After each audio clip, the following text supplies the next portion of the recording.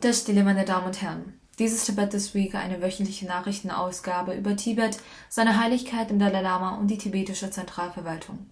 Werfen wir doch zunächst einen Blick auf die heutigen Schlagzeilen. Sejong Bemba-Tsering setzt offiziellen Besuch in Großbritannien, Schottland, Norwegen und Dänemark fort.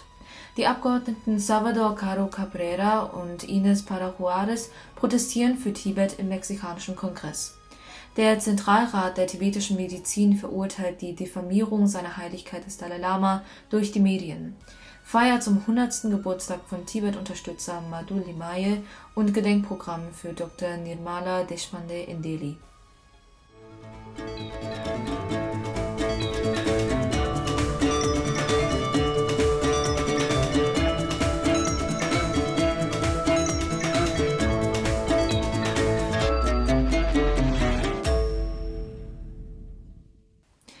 Im Rahmen seiner offiziellen Europareise nahm Sejong Bemba-Tsering von der tibetischen Zentralverwaltung an einem Webinar mit dem Titel 72 Jahre chinesische Kolonialherrschaft in Tibet teil, das vom Demokratieforum kurz nach seiner Ankunft im Vereinigten Königreich am 24. April organisiert wurde.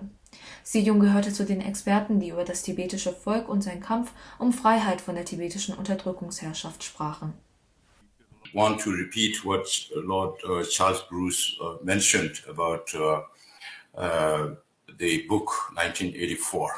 So what we see in Tibet and in China is the George Orwell's book turning into reality inside, where the state controls everything, every movement. So the Chinese government uses all kinds of artificial intelligence, whether it be electronic identification, whether it be geolocation, or these days now DNA sample collection or iris scanning of Tibetan people. All these are aimed at control, and more control, whether it's the Tibetans or Uyghurs or the Mongols or Hong Kongers or even the Chinese people. But we suffer more.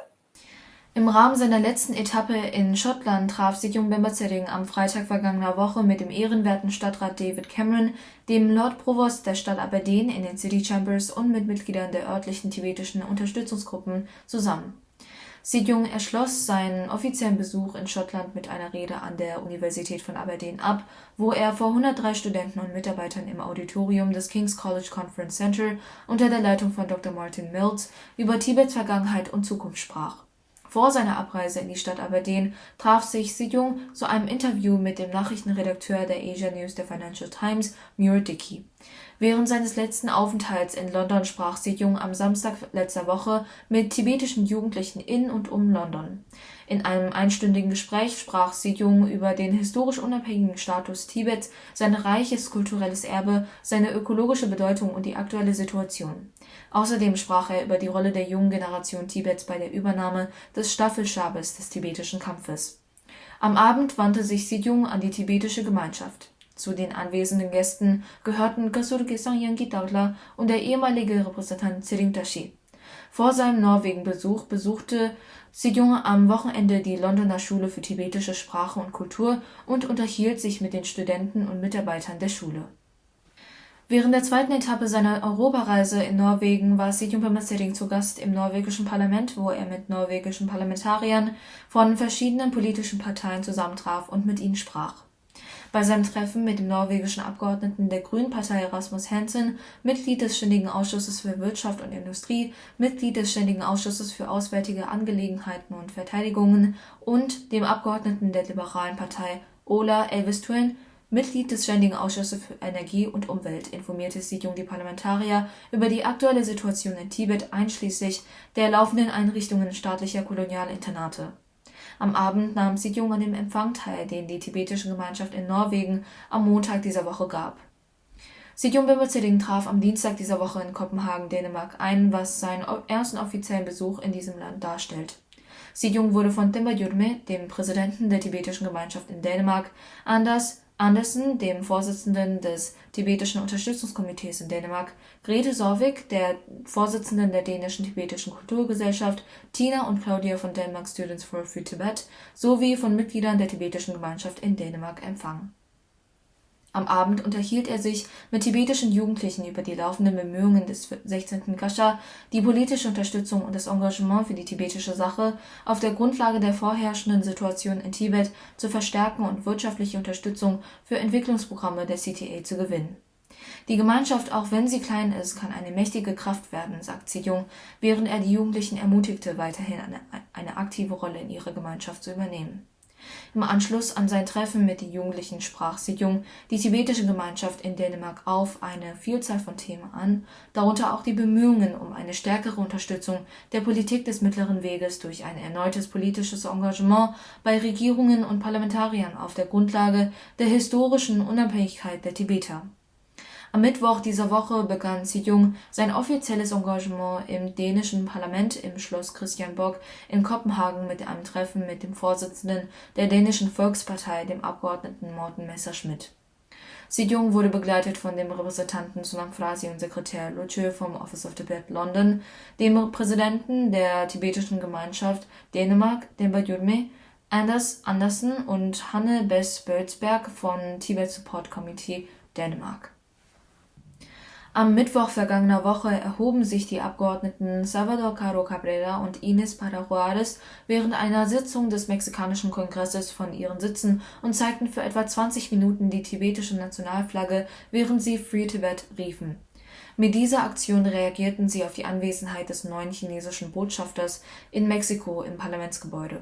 Le damos la más cordial bienvenida a este recinto. Le deseamos mucho éxito en su nueva gestión, en su responsabilidad como embajador de China en México, y nos da mucho gusto recibirlo aquí como embajador de la República Popular de China. Adelante. Free Uyghurs! No concentration camps! Bienvenido, señor. No concentration camps!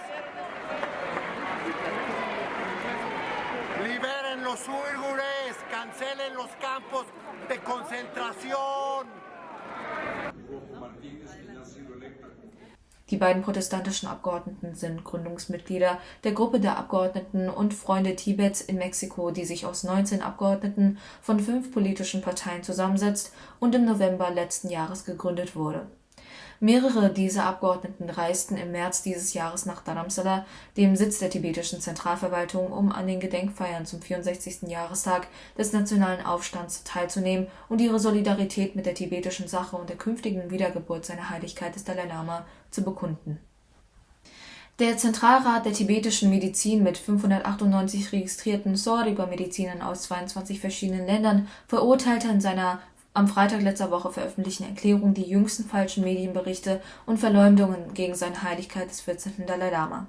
In der Erklärung heißt es, ein editiertes Video seiner Heiligkeit des 14. Dalai Lama, das von kommunistischen Agenten Chinas und einigen unverantwortlichen Medien missbraucht wurde, um das Bild des Nobelpreisträgers seiner Heiligkeit des Dalai Lama schlecht zu machen, hat die Gefühle der gesamten buddhistischen Gemeinschaften und der Anhänger seiner Heiligkeit in hohem Maße verletzt.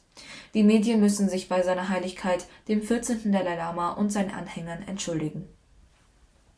Am Sonntag vergangener Woche fand in Neu-Delhi die Feier zum 100. Geburtstag von Madhu Limaye statt, einer bekannten sozialistischen Ikone, einem herausragenden Parlamentarier und Freund Tibets. An der Feier nahmen zahlreiche führende Vertreter verschiedener politischer Parteien, bedeutende Intellektuelle, sozialistische Aktivisten und Freunde von Madhu Limaye teil. Auch tibetische Vertreter des India-Tibet Coordination Office (ITCO) und der tibetischen Siedlung Samyeling in Majnukkadila und Bodh Vihar waren bei der Feier anwesend. Am selben Tag fand im MP Club in Neu-Delhi die 15. Gedenkfeier für Padma Vibhushan Dr. Nirmala Deshpande statt, eine bekannte soziale Aktivistin, ehemalige Parlamentsabgeordnete und leidenschaftliche Tibet-Unterstützerin. Bei dieser Gelegenheit wurden 7 Pionierinnen aus den Bereichen Sozialarbeit, Bildung, Kultur und Gesundheit mit dem Dr. Nirmala Deshpande Samriddhi Nari Samman 2023 beglückwünscht. Unter ihnen war auch Galön Yarijama von der Abteilung für Sicherheit des CTA. Madhu Limaye war ein Anhänger von Ram Manohar Lohia und einem Weggefährte von George Fernandes, der ein Freund Tibets und ein leidenschaftlicher Tibet-Unterstützer war. Ich danke Ihnen vielmals für Ihre Aufmerksamkeit. Auf Wiedersehen und bis nächste Woche.